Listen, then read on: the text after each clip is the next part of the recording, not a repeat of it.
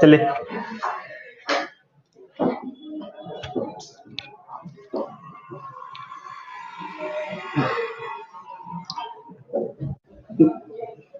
Good morning. चलिए, आज की क्लास हम कल क्या देखे देखे थे? कल भाग फर्स्ट और भाग सेकंड देखे थे। भाग फर्स्ट में क्या था? संघ और उसका राज्य क्षेत्र, और भाग सेकंड में नागरिकता। अब कल ये दो टॉपिक हम समाप्त कर लिए थे। आज तीसरे भाग की तरफ मूव करना है। भाग 3, मौलिक अधिकार। मौलिक अधिकार।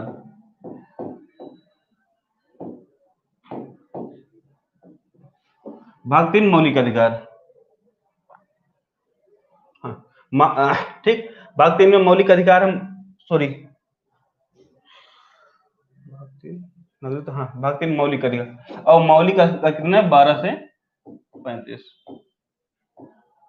भाग 3 मौलिक अधिकार 12 से 35। आज हमको ये डिस्कस करना है, ठीक है। चलिए, सबसे पहले देख लेते हैं कि अधिकार की संकल्पना आई कहां से। ठीक है, जो अधिकार है, राइट, इसकी अधिकार की संकल्पना है वो कहां से आई?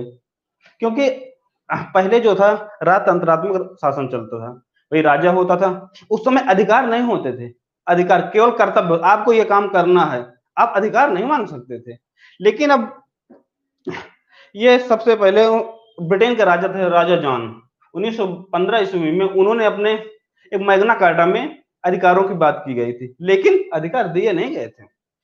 फिर आते हैं क्या 1215 में राजा जॉन,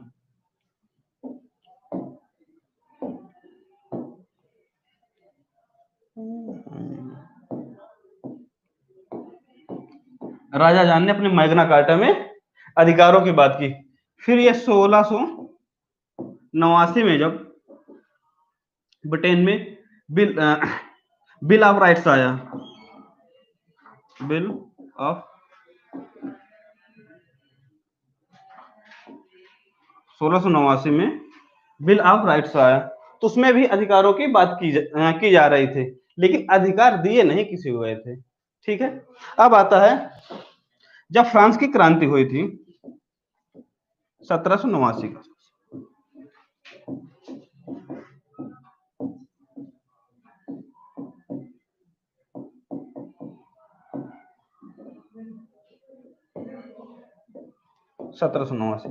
तब उन्होंने स्वतंत्रता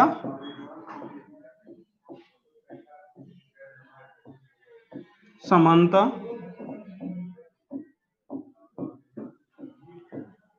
और बंधुत्व की बात कही गई थी, और बंधुत्व की बात कही गई थी। ठीक, लेकिन अब अधिकार यहां धीरे धीरे खुलना शुरू, लेकिन अभी मिले किसी को नहीं।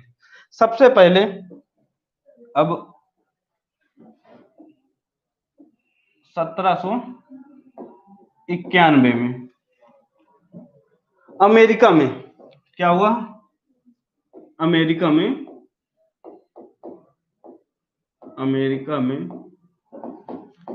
प्रथम संविधान संशोधन हुआ।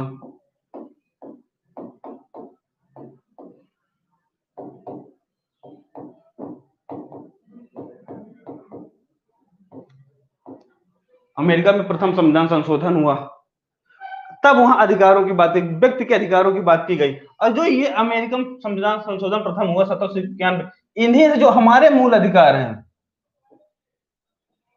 ये कह सकते हैं जो भारत के मूल अधिकार हैं, जो हमारे मूल अधिकार हैं, यहीं से प्रेरित हैं। कौन से मूल अधिकार? हमारे कहा अमेरिका के संविधान से। कौन? 1791 प्रथम संविधान संशोधन से, वहां से हमारे मूल अधिकार प्रेरित हैं। ठीक, चलिए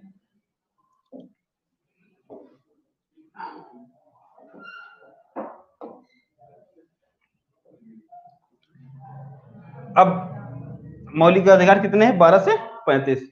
अब एक एक करके इनको देख लेते हैं। ठीक, सबसे देखते हैं मूल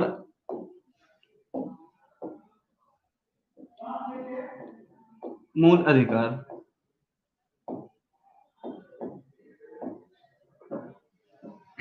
जो मूल अधिकार या मौलिक अधिकार है, फंडामेंटल राइट्स। ठीक है, ये कितने हैं? चर्चा चलती रहती है ना, कितने हैं। ये मूल में, मतलब संविधान जब बना था तो मूल में ये 7 थे,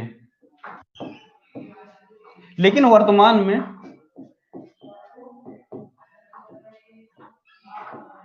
में इनकी संख्या 6 है। ठीक है, मूल अधिकार कितने? 12 से 35 अनुच्छेद में है, लेकिन मूल में 7 मौलिक अधिकार थे, लेकिन वर्तमान में 6 हैं। एक हटा दिया गया। कौन सा हटा दिया गया? संपत्ति का अधिकार। उसको भी चर्चा करेंगे, अनुच्छेद 31। अब उसको, अब सब पहले संवैधानिक अधिकार, लेकिन अब उसको विधिक अधिकार बना दिया गया है।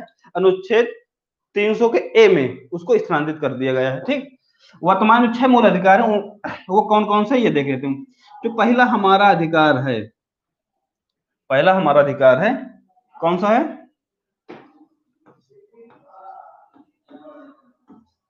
समानता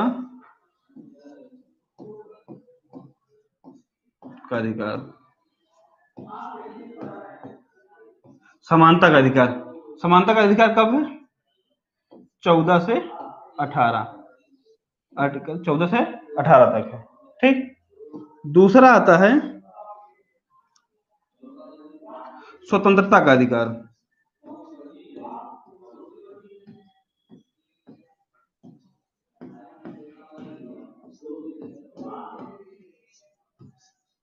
स्वतंत्रता का अधिकार 19 से 22। फिर तीसरा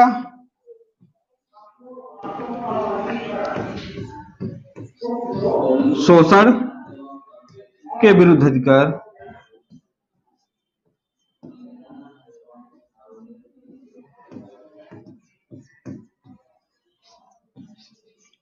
शोषण के विरुद्ध अधिकार, अनुच्छेद 23,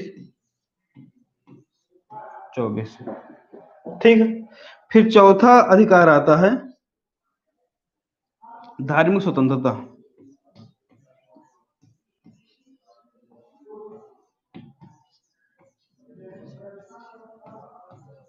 धार्मिक स्वतंत्रता का अधिकार। धार्मिक स्वतंत्रता का अधिकार कितने में? 25 से 28। अब आता है पांचवा जो अधिकार है,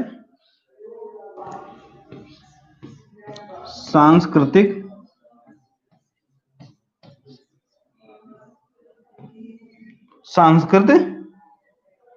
एवं शैक्षणिक अधिकार कह सकते हैं। सांस्कृतिक एवं शैक्षणिक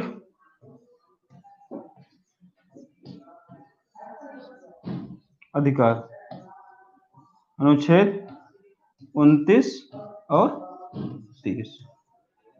ठीक, अब छठा जो अधिकार आता है, संवैधानिक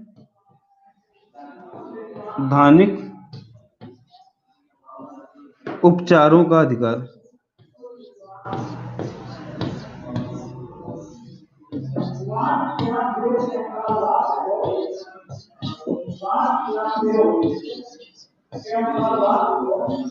अनुच्छेद 32। ये हमारे वर्तमान कितने, जो 6 मौलिक अधिकार हैं, वो उनकी बात कर रहे हैं। पहला समानता का अधिकार, दूसरा स्वतंत्रता, तीसरा शोषण के विरुद्ध, चौथा धार्मिक, पांचवा सांस्कृतिक एवं शैक्षणिक, और सातवां संवैधानिक उपचारों का अधिकार। ये हमारे मेजर कितने, 6 मूल अधिकार हैं।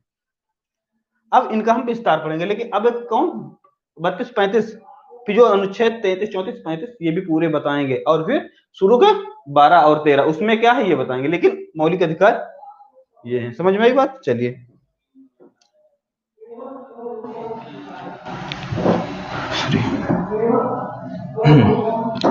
अब हम शुरू करते हैं अनुच्छेद अनुच्छेद अनुच्छेद पढ़ते हैं। अब देखते हैं पहले अनुच्छेद अधिकार कितने, 12 से 35 में, ठीक। लेकिन अब अनुच्छेद 12 क्या कहता है, क्योंकि समानता का जो अधिकार है वो तो अनुच्छेद 14 से 18 है, लेकिन इसके पहले दो अनुच्छेद छूट रहे हैं ना, 12 और 13।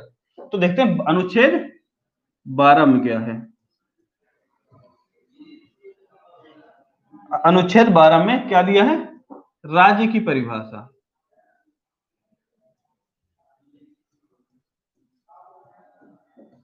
राज्य की परिभाषा।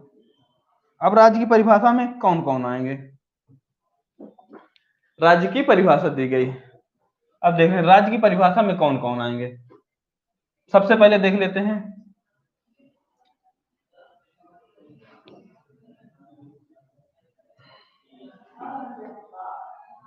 ठीक, राज्य की परिभाषा में सबसे पहले आएंगे केंद्र, मतलब जिसको नियम बनाने की शक्ति है, जैसे केंद्र, राज्य, स्थानीय निकाय,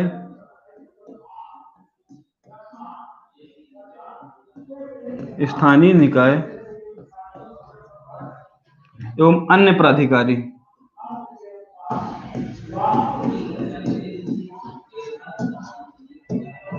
मतलब इसका आशय क्या हुआ, केंद्र, केंद्र में कौन कौन आता है भाई, केंद्र की सरकार, ये तो है केंद्र सरकार भाई, ये तो केंद्र के लिए नियम बनाती है, और संसद, केंद्र की सरकार और संसद, क्यों सरकार में जो मंत्रिपरिषद आती है और संसद में सभी लोग आ जाते हैं, ठीक। अब देखते हैं राज्य, राज्य में क्या, राज्य की सरकार,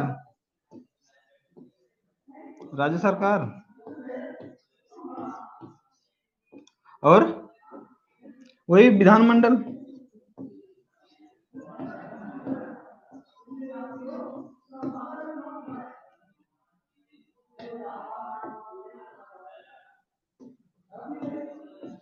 विधानमंडल, ठीक। अब स्थानीय निकाय में कौन कौन आ जाते हैं, ग्राम पंचायत, नगर पंचायत,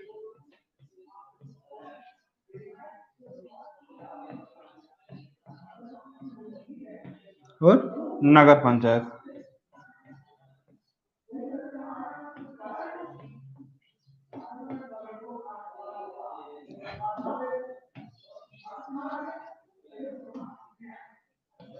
नगर पंचायत, ठीक। अब अन्य प्राधिकारी, अन्य प्राधिकारी का मतलब ये है जो केंद्र केंद्र केंद्र और राज्य के अधीन जिनको नियम बनाने की शक्ति है, राज्य के अधीन वो काम करते हैं, उनको नियम बनाने की शक्ति है, वो अन्य प्राधिकारी के अंतर्गत आएंगे। जैसे लिख देते हैं नियम बनाने की शक्ति, नियम बनाने की शक्ति, जिसको अपना रेगुलेशन करने के लिए नियम बनाने की शक्ति है, वो अन्य प्राधिकारी में आएंगे। जैसे एलआईसी अपने लिए स्वयं नियम बनाती है। भेल जो कंपनी है, बेल गेल सेल, बेल गेल सेल जो कंपनियां हैं, ठीक है। अब जैसे मुद्रा बाजार को करने के लिए कौन, सेबी कानून बनाती है। ये सभी क्या अन्य प्राधिकारी के अंतर्गत आएंगे। अब समझ में आई राज्य की परिभाषा में कौन कौन आते हैं, ठीक। अब चलते हैं अनुच्छेद 13 की तरफ। यहां तक कोई समस्या नहीं होनी चाहिए मेरे हिसाब से, ठीक। चलिए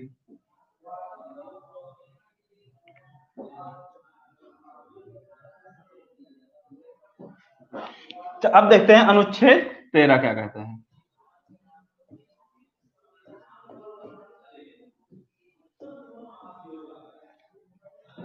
अनुच्छेद 13 क्या कहता है, अनुच्छेद 13 कहता है कि मूल अधिकारों की असंगत विधियां हैं, यदि कोई मूल अधिकार के असंगत, मतलब मूल अधिकार को जो अल्पीकरण की विधियां हैं, मतलब कोई सरकार कानून बनाए, विधि बनाए, तो वो मूल अधिकारों को हनन करती हो। एक लिख लेते हैं, मूल अधिकारों से असंगत विधि क्या होगी? अवैध होगी। अब इसका तात्पर्य क्या है समझेंगे। विधि क्या होती है? असंगत। ठीक, मतलब कहता है कि मूल अधिकारों जो असंगत विधि, मतलब मूल अधिकारों को जो कम करती हैं या अल्प करती हैं, वो सभी विधियां क्या होंगी? अवैध ठहरा दी जाएंगी। कौन? सुप्रीम कोर्ट कर सकता है। लेकिन विधि का मतलब क्या है? विधि का आशय कौन सा है? विधि का मतलब जो अध्यादेश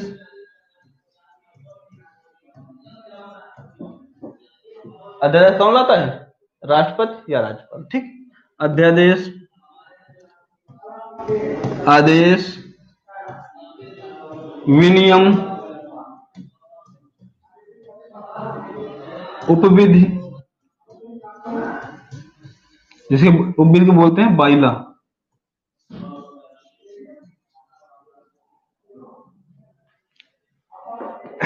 जो विधि है, अध्यादेश, आदेश, नियम, विनियम, उपविधि, ये सभी क्या अवैध ठहराई जाएंगी। अब लेकिन अनुच्छेद 13 का क्लॉज 4 कहता है कि जो अनुच्छेद 368 के तहत, अनुच्छेद 300 आर्टिकल 368 के तहत संवैधानिक संविधान संशोधन, संविधान संशोधन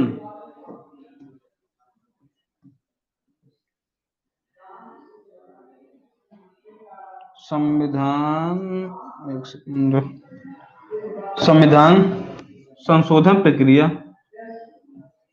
संविधान संशोधन प्रक्रिया विधि के अंतर्गत नहीं आएगी। विधि के अंतर्गत नहीं आएगी। मतलब जो अनुच्छेद 68 है, 368, वो संविधान संशोधन प्रक्रिया में, यदि कोई कानून संविधान संशोधन प्रक्रिया से बनाया जाता है, ये विधि नहीं है। क्या है? जो संविधान संशोधन विधि नहीं है, संविधान संशोधन प्रक्रिया होती है। ठीक है, यदि संविधान संशोधन प्रक्रिया से कोई कानून बनाया जा सकता है, मतलब किससे? मूल अधिकारों असंगत कोई कानून, तो वो अवैध नहीं होगा। केवल विधि अवैध होगी, ना कि संशोधन प्रक्रिया। वो विधि की परिभाषा में नहीं आती। वो क्या है? संविधान संशोधन प्रक्रिया है। ये बात समझ में आ गई? अनुच्छेद 13 और अनुच्छेद 13 का क्लॉज 4। चलिए अब देखते हैं,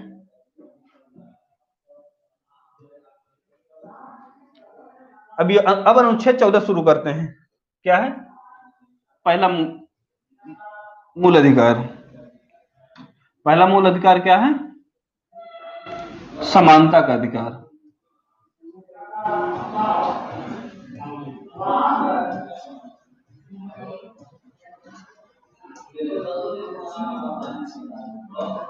समानता का अधिकार, समानता का अधिकार कितने हैं?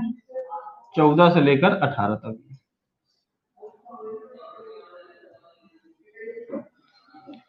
समानता का अधिकार। ठीक है, अब एक एक अनुच्छेद देखते जाते हैं हम लोग। अनुच्छेद 14 क्या कहता है? अनुच्छेद 14 कहता है प्रत्येक व्यक्ति विधि के समान संरक्षण और विधियों का समान संरक्षण है। मतलब से इसका क्या हो? अनुच्छेद जो 14 है वो क्या कहता है? अनुच्छेद 14 कहता है कि विधि के समक्ष समानता और विधियों का समान संरक्षण। यही कहता है, अनुच्छेद 14 कहता है कि विधि के विधि के समक्ष समानता, विधि के समक्ष समानता, इसका आशय क्या है? विधि के समक्ष समानता का मतलब क्या है, समझ लेते हैं। अनुच्छेद कहता है प्रत्येक व्यक्ति को विधि के समक्ष समानता और विधियों का समान संरक्षण उपलब्ध होगा। क्या कहता है? प्रत्येक व्यक्ति को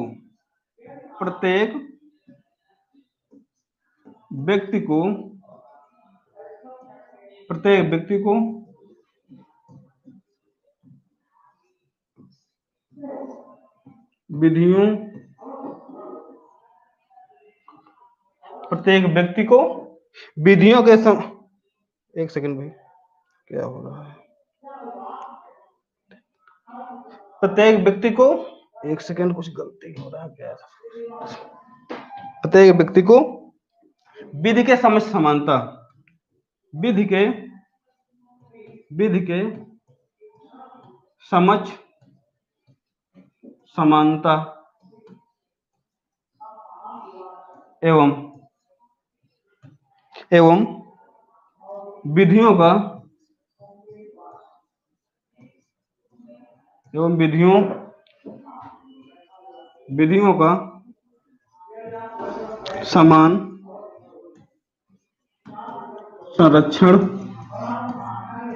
समान संरक्षण उपलब्ध होगा।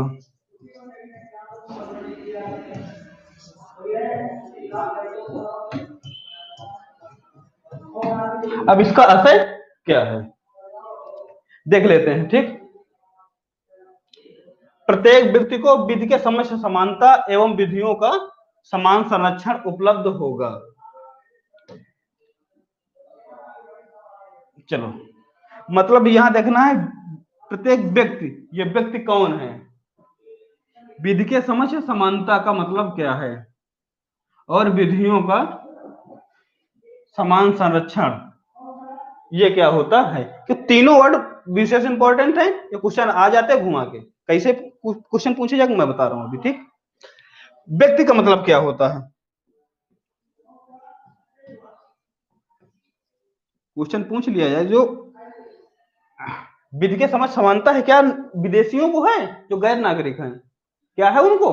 तो अब हम देख रहे हैं कि है कि नहीं है। मतलब से व्यक्ति का मतलब क्या बोलता है? नागरिक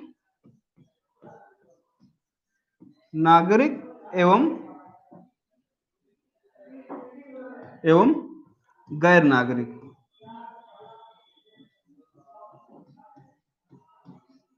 नागरिक एवं गैर नागरिक, चाहे मतलब भारत का नागरिक हो चाहे नागरिक न हो या विदेशी हो, सबको विधि के समक्ष समानता है। फिर दूसरा क्या है? अब ये कौन आ गया? प्राकृतिक व्यक्ति, ये कौन है? एवं प्राकृतिक व्यक्ति एवं विधिक व्यक्ति।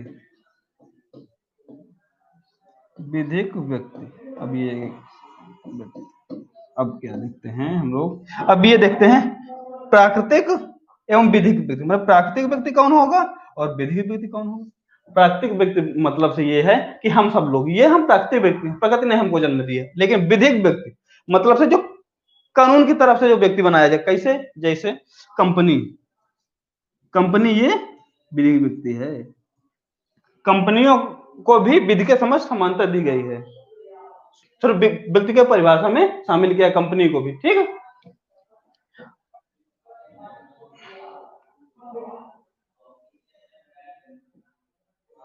ठीक है। अभी ये देखते हैं। ठीक है, और पहले रहता था ये जो ट्रांसजेंडर थे, ट्रांसजेंडर को हम व्यक्ति की परिभाषा में नहीं आंकते थे। ठीक है, और उनको विधि की समझ समानता नहीं मिल पाती थी। लेकिन अब नालसा केस आया था तो सुप्रीम कोर्ट ने ट्रांसजेंडरों को भी विधि की परिभाषा में शामिल कर दिया गया है। मतलब से नालसावाद में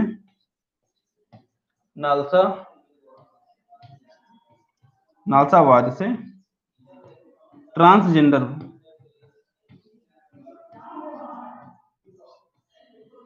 नालसावाद से ट्रांसजेंडर को भी व्यक्ति मान लिया गया है, ट्रांसजेंडर। अब व्यक्ति का मतलब क्या हुआ कि मतलब प्राकृतिक व्यक्ति, मतलब व्यक्ति मतलब स्त्री पुरुष। व्यक्ति का मतलब क्या हुआ, स्त्री पुरुष, विधेय व्यक्ति मतलब कंपनी, और ट्रांसजेंडर, ये सभी क्या व्यक्ति की परिभाषा में आएंगे। अब ये बात समझ में आ गई। चलिए अब देखते हैं विधि के समझ समानता का मतलब क्या होता है। विधि के समझ समानता, विधि के समक्ष समानता मतलब इसका आशय क्या है। विधि के समझ समानता, ये लैंग्वेज दिए तो मतलब इसका मतलब तो कुछ ना कुछ होता होगा ना। विधि के समझ समानता का मतलब ये है कि विधि किसी को भेदभाव नहीं करेगी किसी के साथ।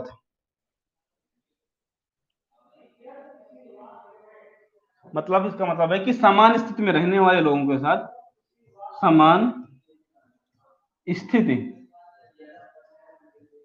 में रहने वाले लोगों के साथ समान व्यवहार, जो समान स्थिति में लोग रहते हैं तो उनके साथ कैसा समान व्यवहार करेगी। ठीक है। अब दूसरा मतलब क्या होगा कि विधि की नजर में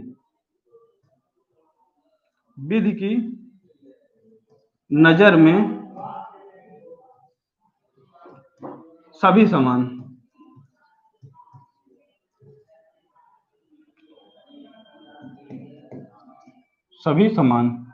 इसका आशा क्या हुआ कि विधि की नजर में सभी व्यक्ति समान हैं, चाहे ऊंची कास्ट का हो निम्न कास्ट का हो, अपराध किया है तो सबकी एक सजा। मतलब विधि के मतलब ये हुआ कि कोई भी कास्ट हो या अपर हो लोअर, कोई मतलब नहीं है, सबको क्या विधि की समझ समानता दी गई है।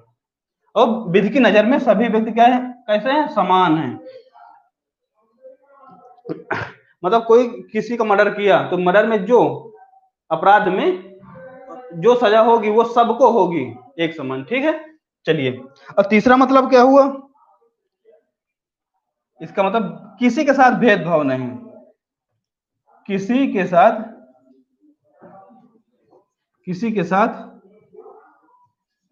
भेदभाव नहीं,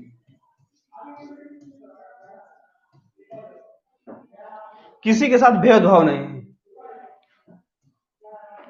किसी के साथ भेदभाव नहीं, किसी के साथ कोई भेदभाव नहीं किया जा सकता है। अब ये कैसे अधिकार हैं, ये कैसे अधिकार हैं, ये कौन सा अधिकार, ये नकारात्मक अधिकार है। अब थोड़ा कंफ्यूजन हो गया होगा।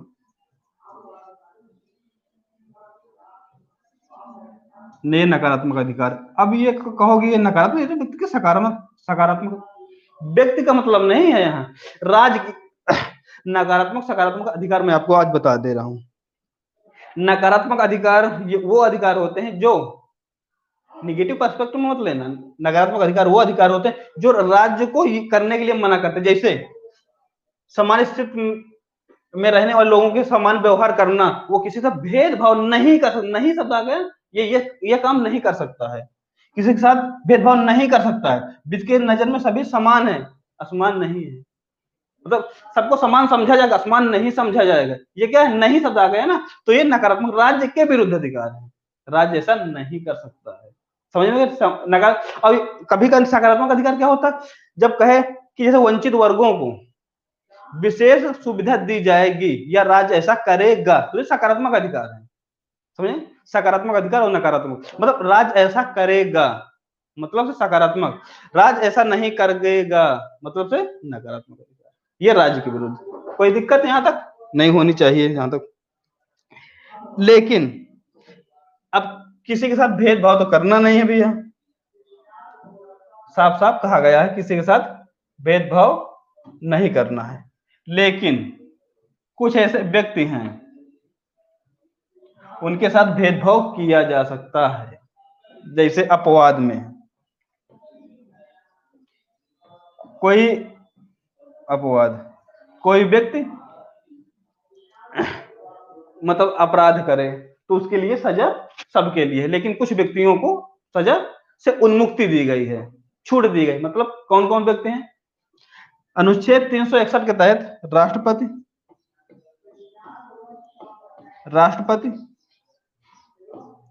एवं राज्यपाल की उन्मुक्तियां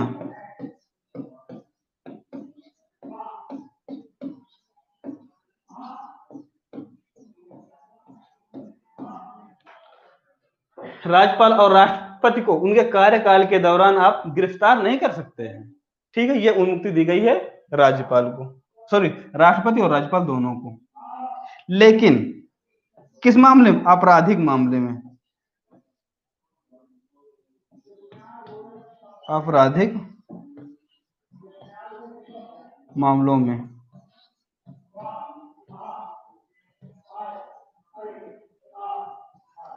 आपराधिक मामलों में ये बात है। लेकिन हाँ दीवानी मामलों में ऐसा कर सकते हैं, दीवानी मामलों में ऐसा कर सकते हैं, लेकिन इससे पहले क्या करना होगा? 2 माह पूर्व सूचना देनी होगी, तब ऐसा दीवानी मामलों में ऐसा कर सकते हैं। आपराधिक मामलों में उन्हें कार्यकाल के दौरान गिरफ्तारी नहीं की जा सकती है, ठीक है। ये एक पॉइंट हो गया। अब दूसरा पॉइंट,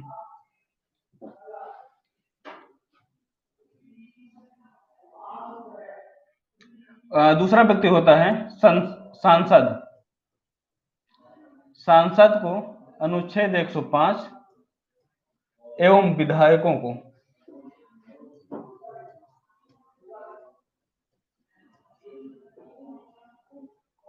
194 के तहत संसदीय विशेषाधिकार दिए गए। कौन कौन? संसदीय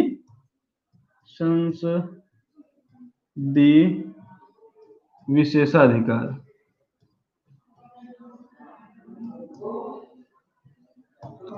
ऐसे तो किसी के साथ भेदभाव नहीं किया जा सकता, लेकिन किया जा सकता है। कौन कौन से? ये सांसद है अनुच्छेद 105, ये विधायक है अनुच्छेद 194 के तहत। कब? मैं सत्र चलने के 40 दिन पहले और ना 40 दिन बाद उनको गिरफ्तार नहीं किया जा सकता। मतलब संसद सत्र मतलब मतलब सदन 40 चालू होने के 40 दिन पहले और 40 दिन बाद उनको गिरफ्तार नहीं किया जा सकता है। ये मान लीजिए पूरे कार्यकाल के दौरान, यही समानता यही अर्थ निकालता। 40-40 दिन गिन लीजिए, फिर अगला सत्र आ जाएगा, फिर नहीं गिरफ्तार होंगे, ठीक है। चलिए अब एक तीसरा पॉइंट है, जो विदेशी राजनयिक हैं, विदेशी राजनयिक एवं राष्ट्राध्यक्ष,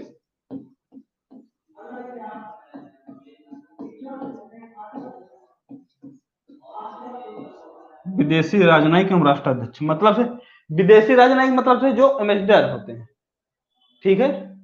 जो दूसरे देश के जैसे हमारे देश में रहते हैं, उनका एम्बेसी बनी होती है, ठीक है। और राष्ट्राध्यक्ष राष्ट्रपति जो जिस देश का राष्ट्राध्यक्ष है उनको गिरफ्तार नहीं किया जा सकता। जैसे अपने हमारे यहाँ पाकिस्तान के, अमेरिका के राजनयिक है, राजदूत है जिसे बोलते हैं, राजदूत हैं, ठीक है। अब वो यहाँ भारत में अपराध कोई कर दिए, कोई भी मामला कर दिए, ठीक है, तो उनको यहाँ गिरफ्तार नहीं किया, उनका मुकदमा यहाँ नहीं चलेगा, वो सीधा उनके देश में चलेगा। या उनको राष्ट्राध्यक्ष, जैसे मतलब से अभी डोनाल्ड ट्रम्प साहब आए थे, वो यदि कोई यहाँ मामला करते या अपराध करते, कुछ भी करते, उनका मामला यहाँ नहीं चलता, उनको गिरफ्तार नहीं किया जा सकता था। ठीक है, उनको कहाँ भेज दिया जाता? उनके देश में मुकदमा चलता है। ठीक है, ये था विधि के समझ समानता जिसको अपवाद थे। अब विधि का मतलब क्या? विधि के समझ समानता हो गई है अब विधियों का समान संरक्षण। अब विधियों का समान संरक्षण, इसका मतलब क्या हुआ? विधियों का समान संरक्षण पॉइंट था। अब मतलब से विधि के समझ समानता पड़े, फिर अब विधियों समान, विधि के समझ समानता क्या? समान स्थिति में रहने वाले व्यक्तियों के साथ समान व्यवहार। लेकिन विधि के समान संरक्षण का मतलब क्या होगा? जो असमान स्थिति में लोग हैं तो उनके साथ असमानता के व्यवहार कर सकते हैं। कैसे? मतलब से जैसे वंचित वर्ग हैं, वैसे तो सबको समान अधिकार है, लेकिन जो वंचित वर्ग हैं तो मतलब संविधान या जो संसद है उनके लिए विशेष कानून बना सकती है। वैसे सब समान है, लेकिन वंचित वर्गों के लिए समान स्थिति दिलवाने के लिए उनको विशेष कानून बना सकती है। यहां तक अनुच्छेद 14, जहां तक मेरे हिसाब से कोई समस्या नहीं आनी चाहिए। ठीक, चलिए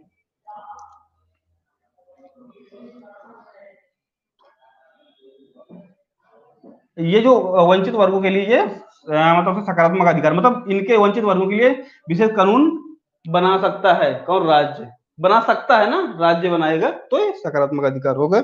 चलो अब देखते हैं अनुच्छेद 15।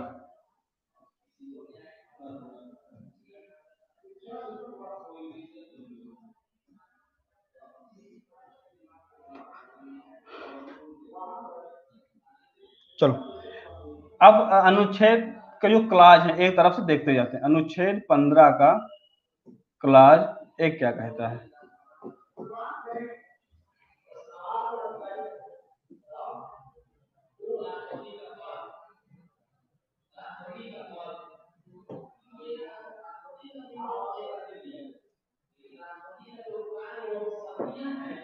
एक सेकंड, कुछ दिक्कत आ रही है, सर को इन्फॉर्म करके मैं आ रहा हूँ। ठीक, 1 सेकंड।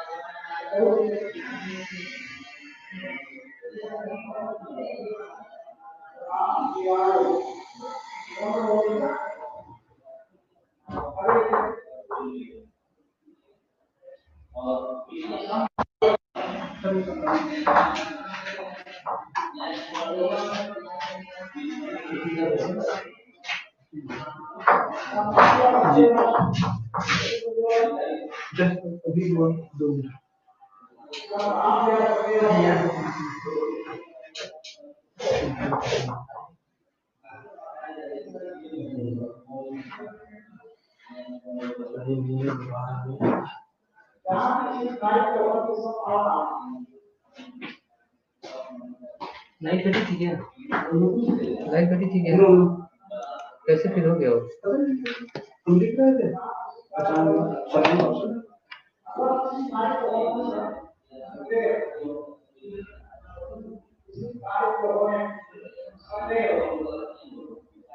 डबल टैप करो।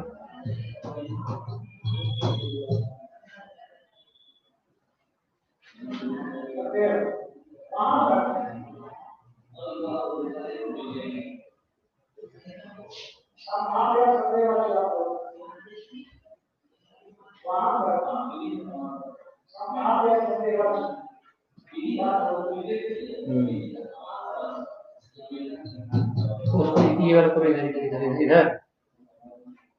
हाँ, टच करो।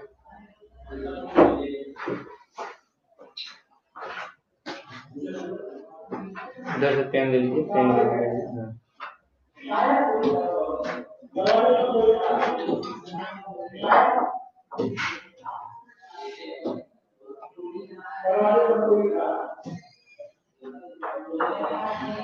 हाँ सर।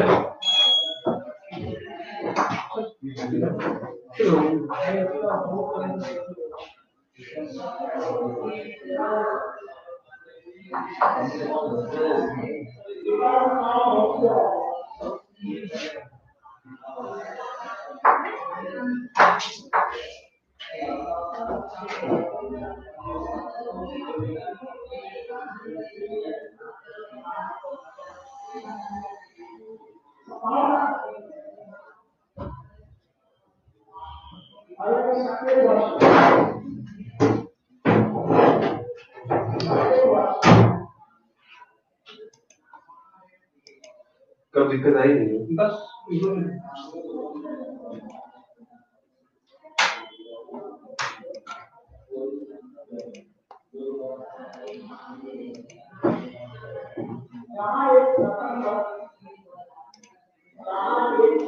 चालीस मिनट का हो गया वैसे।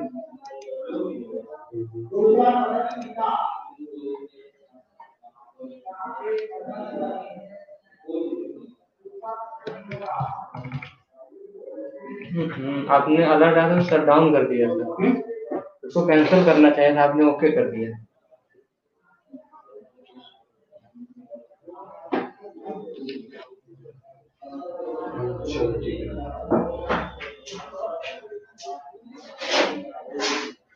बीस मिनट का और उसी में ठीक है।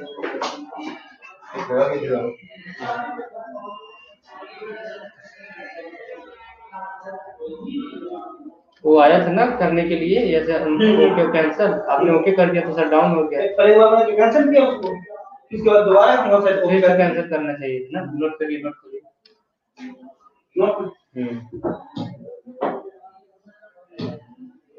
हाथ से 2 बार करिए।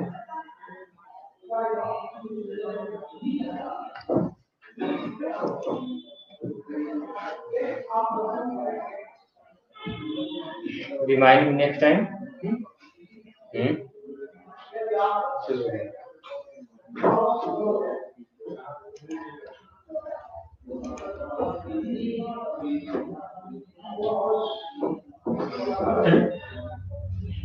अब अनुच्छेद हम 14 देख चुके थे, ठीक। अब अनुच्छेद हमको देखना 15। अनुच्छेद 15। अब अनुच्छेद 15 को आगे भाई तो आज हम देखेंगे।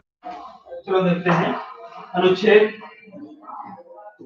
15 का क्लास फर्स्ट क्या कहता है कि राज्य धर्म, राज्य क्या क्या करेगा, राज्य धर्म जाति मूल वंश आदि के आधार पर भेदभाव नहीं करेगा। राज्य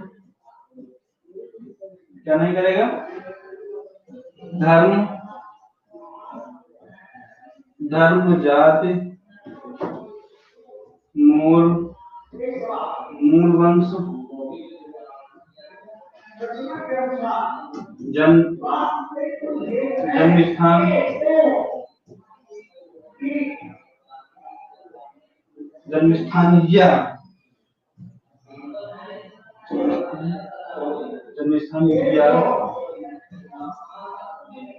या इन्हीं आधारों पर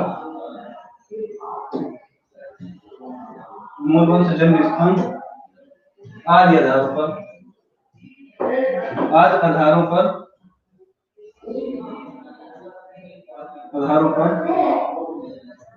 भेदभाव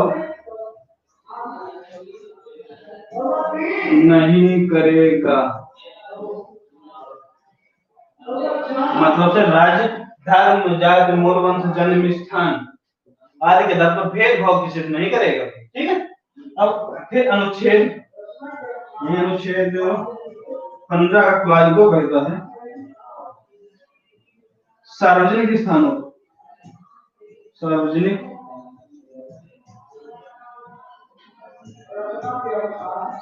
स्थलों में प्रवेश पर प्रतिबंध नहीं करेगा। शारीरिक स्तर पर प्रतिबंध नहीं हो सकता है। कैसे? जैसे शारीरिक स्तर, जैसे होटल है, मनोरंजन पार्क है,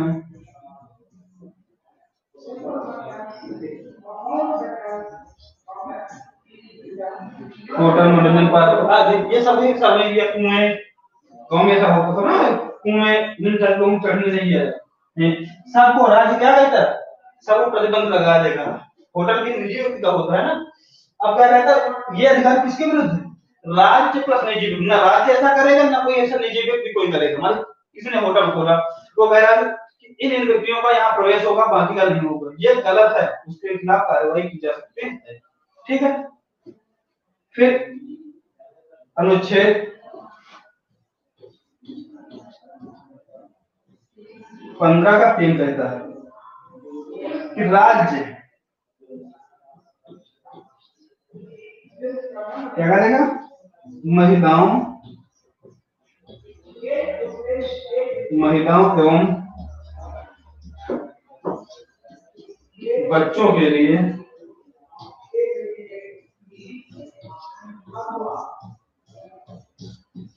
विशेष उपबंध कर सकता है।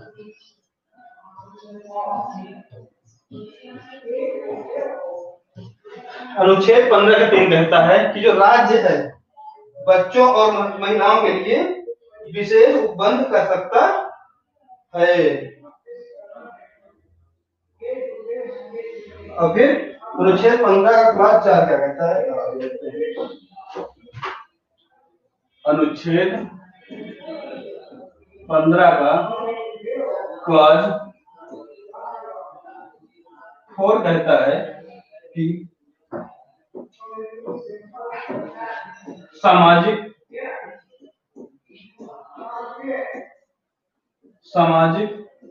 एवं शैक्षणिक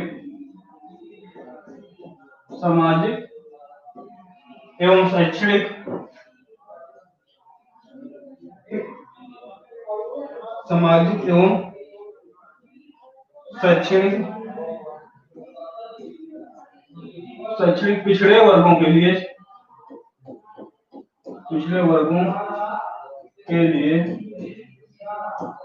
तथा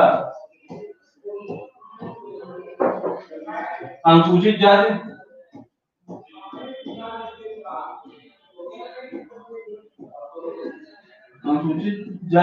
जिसे एससी बोलते हैं, शेड्यूल कास्ट, और जनजाति, अनुसूचित जनजाति एसटी बोलते हैं, इनके लिए विशेष उपबंध या विशेष प्रावधान कर सकता। ऐसा कौन करेगा? ऐसा राज्य करेगा कि सामाजिक वर्ग के जो पिछड़े लोग हैं उनके लिए, और जो सामाजिक और शैक्षिक वर्ग के जो पिछड़े लोग उनके लिए, और क्या करेगा इनके लिए, और जो अनुसूचित जाति और अनुसूचित जनजाति उनके लिए क्या करता है, विशेष प्रावधान, मतलब विशेष नियम बना सकता है कि उनके लिए ये कानून होंगे। ठीक है। ये कब किया गया था? ये पहला फर्स्ट संविधान संशोधन ये कब जोड़ा गया? पहला संविधान संशोधन 1951 में इसको जोड़ा गया था। ठीक है। अनुच्छेद आ गया 15 का क्लास 5।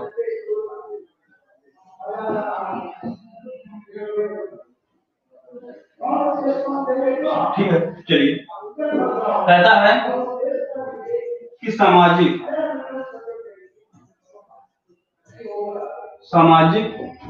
एवं शैक्षणिक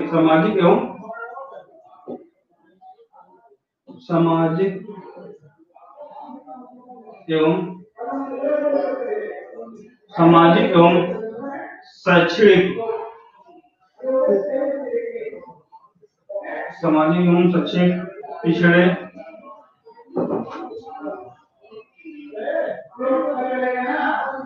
पिछड़े वर्गों तथा अनुसूचित जाति व अनुसूचित जनजाति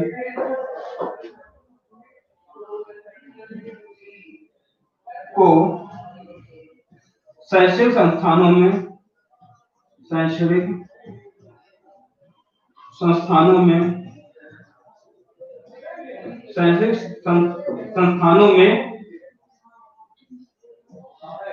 प्रवेश के लिए क्या कर सकता है? विशेष प्रावधान, प्रवेश के लिए विशेष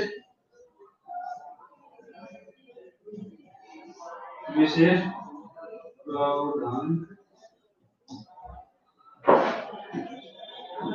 कर सकता है।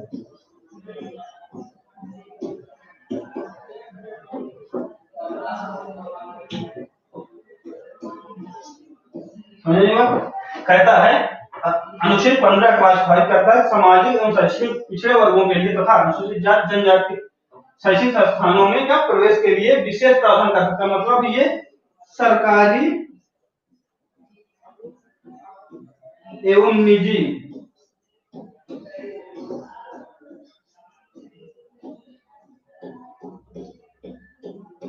दोनों शिक्षण संस्थानों की बात कर रहा है, चाहे सरकारी कॉलेज हो चाहे प्राइवेट कॉलेज, दोनों में पिछड़े वर्गों के लिए और अनुसूचित जाति जनजाति के लिए विशेष आरक्षण, मतलब उनको सीटों जरूर दी जाए, उनको सीटें या पैसे का कंसेशन वो करता है वो भी सब इसी में आ जाएंगे। ठीक है,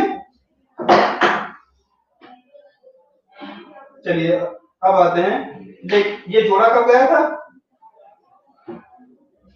ये जोड़ा गया था 97वें संविधान संशोधन, सॉरी 93वें संविधान संशोधन, 93वें संविधान संशोधन 2005 को यह उपबंध जोड़ा गया था। लेकिन एक कंडीशन इसमें, अब आगे बढ़ाऊंगा वो कंडीशन, लेकिन पहले थोड़ा ब्रीफ में यही समझ लेते हैं। अनुच्छेद 30 के अंतर्गत अल्पसंख्यक जो संस्थाएं हैं, अल्पसंख्यक वर्गों के लिए जो संस्थाएं बनाई गई हैं या अल्पसंख्यक संस्थाएं जो अल्पसंख्यक लोग अपनी संस्थाएं बनाए, उनमें ये क्लाज लागू नहीं होगा, वो अपवाद है। जो अनुच्छेद 30 है जो इसका अपवाद है, जो अल्पसंख्यक शिक्षण संस्थान है उनमें ये नियम लागू नहीं होता है। ठीक है, चलिए आगे देखते हैं। अब देखते हैं अनुच्छेद 15 का क्लास 6।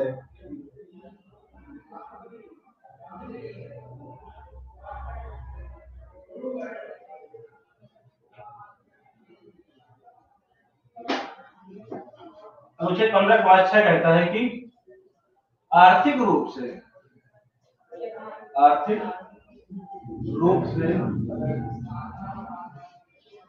कमजोर वर्गों की उन्नति के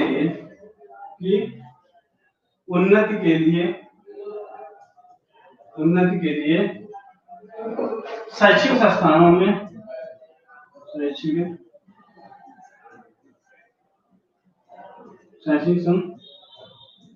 शैक्षिक संस्थानों में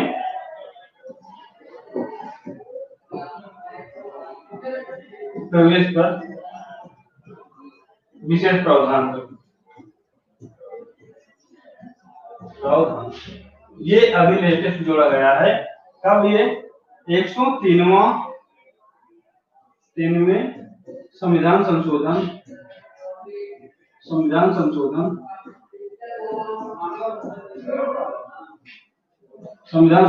2019, जिसमें आर्थिक लोग जो पिछड़े वर्ग है उनकी उन्नति के लिए शिक्षा संस्थानों में भी आरक्षण की बात की जा रही है, वो कितना 10% का होगा। चलिए यहाँ तक समझ में आ गई बात। चलिए अब देखते हैं, एक बार रिवीजन कर लेते हैं। ठीक है,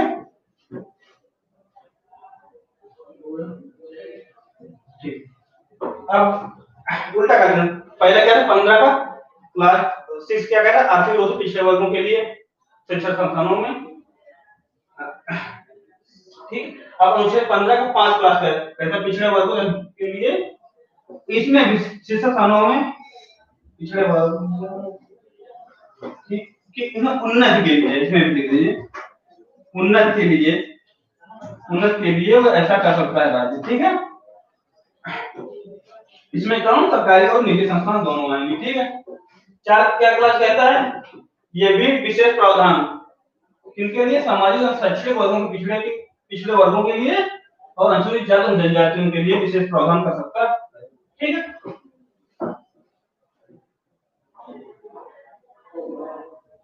ठीक, चलिए अब अनुच्छेद 15 का क्लास 3 क्या कहता है, जो राज्य महिलाओं और बच्चों के लिए विशेष प्रावधान कर सकता है। फिर अनुच्छेद 15 क्लास 2 कहता है सार्वजनिक स्थलों पर प्रवेश पर प्रतिबंध नहीं करेगा, कोई नहीं करेगा सार्वजनिक स्थल मतलब जैसे होटल, मनोरंजन पार्क, ये। ठीक, और अनुच्छेद 15 क्लास 5 कहते हैं राज्य धर्म, मूलवंश, जाति, जन्म स्थान आदि के आधार पर भेदभाव नहीं करेगा। ठीक है,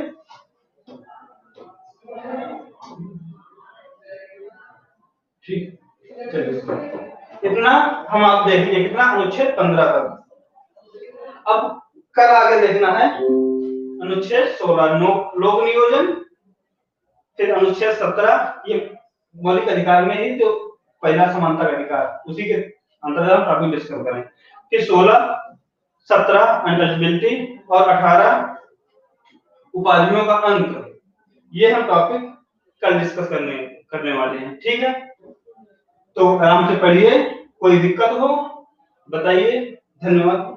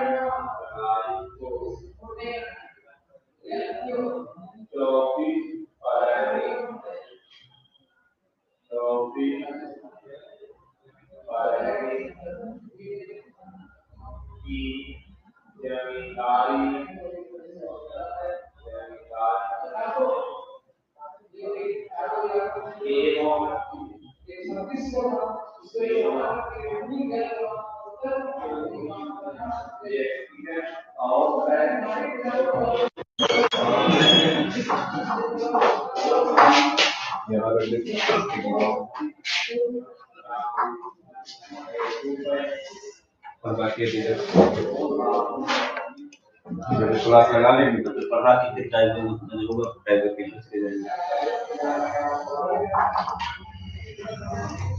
चलिए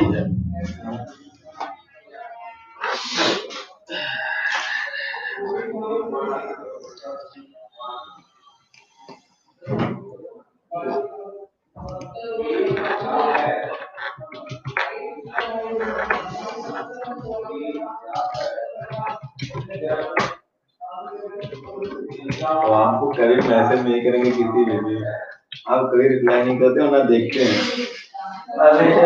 कितना भी लिंक मांगते हो कितना भी मांगते हो किसी भी ऐप पे तो आप मेरे गुरु भाई को मैं जानता हूँ 1 महीने से कितना मैसेज देखते कितना भैया ऑनलाइन है तब भी एआई कब करेंगे इसको ये कौन लगा